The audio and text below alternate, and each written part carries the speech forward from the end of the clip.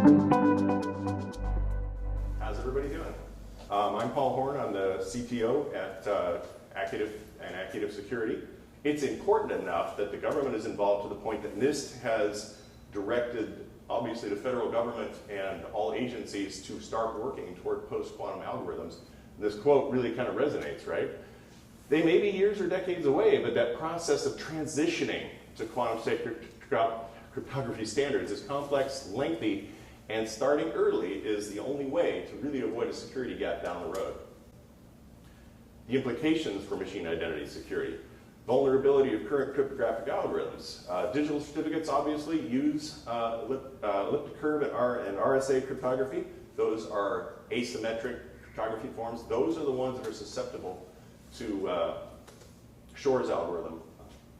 And to identify machine identities, enable secure communications, enable sharing of encryption keys to protect communications. Now that is symmetric encryption, and aside from needing more key length, as we know right now, we think those are still safe from quantum as far as the, not RSA, but the AES keys. There will be probably a period of hybrid cryptography that's available where you can include both post-quantum algorithms and classical algorithms in the same certificate. So that will be one option going forward, working with vendors. And the bottom line really is we need these new algorithms to protect us from when Shor's algorithm becomes a real thing. The algorithm itself has been around for 30 years. This is not new. You don't need a quantum computer to run it, but it's too slow. But the same guiding principles apply for post-quantum algorithms as they do for pretty much everything else, like 90-day certs and the switch from MD5 to SHA-1 to SHA-256, etc. Got to have visibility. You've got to know where your certificates are. You need observability on them. Once you know where they are, you need to know how they're being used, where they're being used, if they're available when they're supposed to be available, etc. Automation is absolutely critical to being quantum ready because of the need to shift and change algorithms fairly often. And finally, we like to think in Accutive of governance over all of that, and the Venafi solution is part of what allows you to do that, to put policies in place across your structure to make sure people can't request certificates with domains that aren't right or lifetimes that are too long, etc. You can enforce a lot of that with Venafi. So having that governance be a big help in making sure that everybody plays by the right rules. So how can we plan for post-quantum machine identity security? First is understanding PQC. What is it? What are the threats? Obviously, we talked about the harvest now, decrypt later. But eventually, when quantum does become, Google mentioned quantum supremacy. It sounds great, quantum supremacy. What did that really mean? All that meant was if you fed it a particular algorithm, it would do that one faster than a classical computer could. Was that algorithm useful for anything? That didn't matter. As long as it was made so that quantum could do it, and do it, it caught up with a classical computer for that tailored thing. Useless little thing, but all right, it's momentous, right? The next will be quantum parity, where for pretty much any given algorithm, a quantum computer can do it as fast as a traditional computer could do. And it may be that, it ends up being a hybrid of a quantum computer and a classical computer hybridized together so that the error correction necessary to make quantum work and be reliable can also be handled in part by the classical computers that are with it. So there's a lot of momentum there, and again, you can rent this from various cloud vendors, and AWS has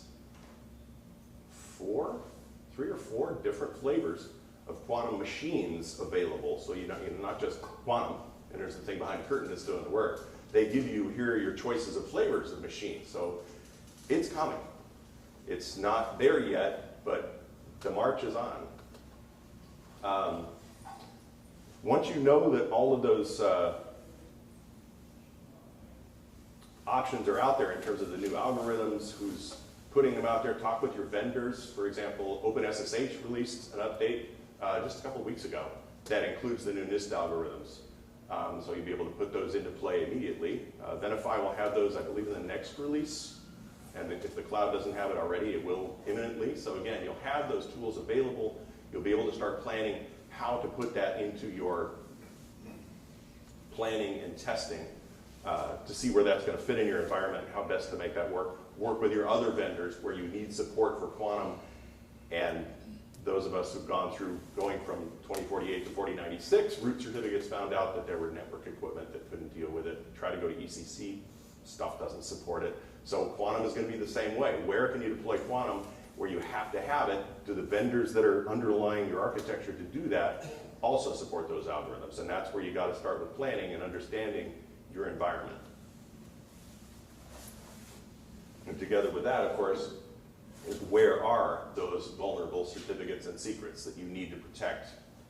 Some things are going to be higher value and protecting higher risk assets. Some of them are going to be exposed more readily. They're internet communications, your internet servers, et cetera, APIs that are exposed from partners. All of that stuff where you've got open communication, that's going to be top of mind for rotating to the new algorithms. And finally, once you've found those and optimized your process and gotten those automations in there to be able to change your key stores and your certificates and all of the things that you need, then you can work truly to implement crypto agility to be able to change those things. And that, again, prioritize the machine identities. What's protecting the things that you really need to worry about, and put those in a priority order.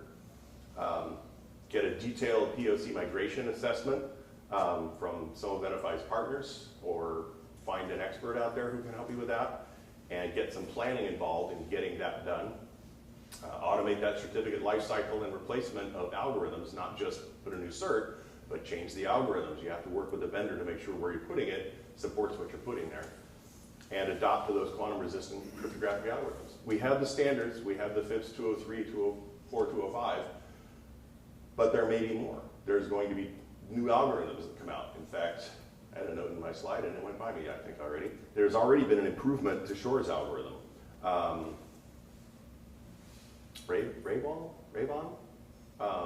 basically showed a way that it would, basically 30% less qubits required to break the keys. So it was a huge speed up in the algorithm. Yeah, I see the eyes open. So Shor's has been around 30 years. Last year, a new version came out that's far faster and requires far less qubits to do the job. So suddenly the computers that they were going to have to get 15, 20, 80 qubits working together, and all the error correction around them and all of that stuff, suddenly got smaller to be able to actually break these keys. So that window of when this is going to happen, is it 3 years, is it 5 years, is it a decade, is getting shorter. And again, that's not hype, that's a real algorithm, it's been proven, it's out there. So yes, there's hype, yes, it's not happening tomorrow, but you better start getting ready for it tomorrow in places where you need it. And we're all going to have to go there in the future, as we all know. Basically, the browser manufacturers drive compatibility. They will say you will not have TLS 1.0, you will not have TLS 1.1, you must have certificates shorter than this lifetime. They are going to get to a point where they say you must have quantum resistant algorithms or we won't visit your site. That day is probably a long way off, but you better be able to change your certs, all of them, when that day comes. Actions you can take today. Well, we've taken the first step just in being aware of post-quantum readiness and understanding the implications, what it means to machine identities and how to protect them. And we need to anticipate what that means to the organization. Again, where are your assets that need to be protected first? What's the most critical? What can wait? Which vendors do you have to work with? And again, working with Benify and your governance board to make sure that you have visibility into all of that, and you have intelligence around it, and you have automated it so that you can have true crypto agility. And you can really start to build a long-term quantum readiness plan.